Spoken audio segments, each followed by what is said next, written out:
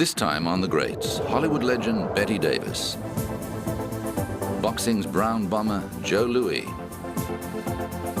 entertainment powerhouse Madonna, and flawed genius Orson Welles. But first, Benjamin Franklin. American founding father, scientist, inventor, activist, statesman, diplomat, and author. They don't come much greater than Benjamin Franklin. Born in Boston in 1706, Franklin was schooled until the age of 10, when he went to work first for his father, then as an apprentice in his brother James's printing business. At 17, Franklin ran away to Philadelphia after it was discovered that he was the writer behind a series of controversial letters published in his brother's newspaper, the New England Courant. He continued to work as a printer, and by 1730, he was publishing his own newspaper, the Pennsylvania Gazette. 7 years later, Franklin was appointed postmaster of Philadelphia, at a time when the post was haphazard and poorly organized. A prolific correspondent, Franklin placed great value on communication. He set up more direct routes, built milestones, and directed mail wagons to travel at night as well as day.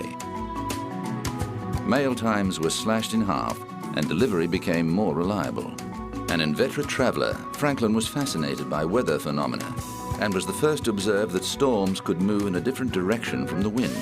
He spent many voyages setting up experiments to measure ocean temperature and was the first to chart the Gulf Stream that flows through the Atlantic Ocean.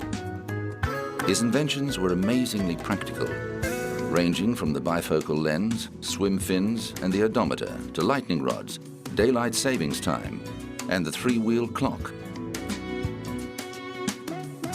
His most famous experiment was to fly a kite during a lightning storm to prove that lightning was electrical, although no one knows exactly how the experiment was carried out. Franklin had a great love of music and designed the glass harmonica, constructed from 37 different glass globes providing a range of pitches.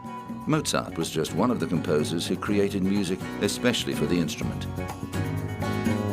Franklin's public life included a stint in the Pennsylvania Assembly and a diplomatic posting to London a few years before the colonies went to war against Britain during the American Revolution. Interestingly, Franklin designed the continental currency issued by Congress.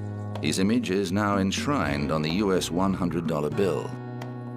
Franklin had an illegitimate son, William, who was raised by Franklin and his common-law wife, Deborah Reed, and went on to become the last colonial governor of New Jersey.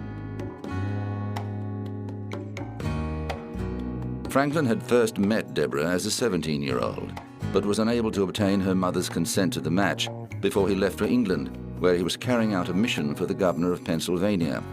Instead, Deborah was married to a man who soon deserted her, leaving her unable to legally end the union. Nevertheless, the couple established an informal marriage and remained together until Deborah's death in 1774. By that time, Franklin was one of the most famous men in the world. Future President John Adams wrote of him, "His reputation is greater than that of Newton, Frederick the Great, or Voltaire. His character more revered than all of them. There's scarcely a coachman or a footman or scullery maid who does not consider him a friend of all mankind." Posted to Paris during the American War of Independence, he was met with acclaim. His inventions, great works, and freshness of thought were seen to be particularly American. In 1776, Franklin cemented his place in American history by becoming one of the 5 men to draft the American Declaration of Independence.